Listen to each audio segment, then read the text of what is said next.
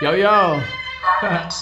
Yung mga tira nyo o tinitira nyo para sa akin chong mahina lang tama. Taga-nilo sa industriya, mga wala pa rin kayong ginawan tama. Ako, mga palbakyo lang naman aking ginawan tama. Buka ng mama, ito na'y tama pero galawan tila pambata. Mga batang makarap lang, papapapam sa larangan. Suportado naman ang mga mamang tumandana sa larangan. Ugago, wala namang pangalan, ayaw masapawan. Kaya pakapalan na lang ang mga yan na mukha. Puro katangahan, tumabawa, nalangaan, nalalaman, nalakas na mga utya. Puro na lang mabahilaan, pababa ng pababa. Yung mga kilala, kakilala ko na talang palala ng palala. Nilipad ka nung mababa, tas galit kapag nalampasan ka. Nung palang utol ko, respeto ko sa'yo ay basag-basag na. Puro lang flex, basag ang lex, basag ang wex. Lalabas lang may suot pang best, hip-hop shit, puro na pes. Quarantine, oo, kaya bawal ang paglabas ng tao. Pero wala sino man nagsabi na bawal ang maglabas ng bago. Sa kanta ang iyabang, kala mo kung sino may nagtutubong sungay. Pero pag kilala mo na wala namang palantira sa totoong buhay. Rapper ba? Penging ang kanin tol. Paborito ko pa namang ulam to. Tapang mo na ulo total, wala naman laman yung mga utak nyo. Sino-sino ang tinutukoy ko? Gusto nyo ba malaman?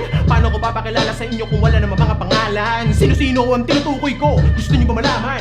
Paano ko papakilala sa inyo kung wala namang mga pangalan? Bah! Yeah!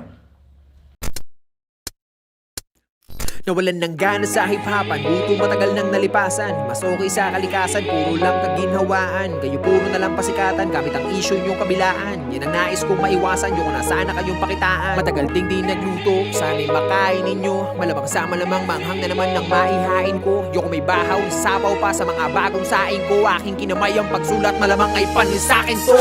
Tingin nyo kahit nasikit ang mga mata, sigurado pa rin mas malaki ang kita ko. Pagkat weak ka bro, pasakit ka pa lang, magaling na ako. Matasintado, wala ding amo, wala El Chapo. Hanggang di man yun na maging magaling na pa rin kayo marating. Pagka mga tira, mahihina, puta walang impacto. Hindi na kailangan malasing pa ako, dahil matagal naman na kita bisado. Tumating na panahon na karolex na ako, habang nakasuot pa din sa iyong diskasyo. Kamusta yung tinatago mong inggit? Di makatigit, pamihado ng misyado. Talentado, masensado, palitay ng estado. Oh, isang big na no, mababaw ba? Alam ko, ha, di nyo ako masasisi bro. Bakit? Pag nagmalalim ba ako, masasisid nyo? Binabase ko lang ang mga sulat ko sa mga utak nyo para mamulat ko. Yung talukap nyo, malaoptal mo, kakatulak mo, kakakulat to.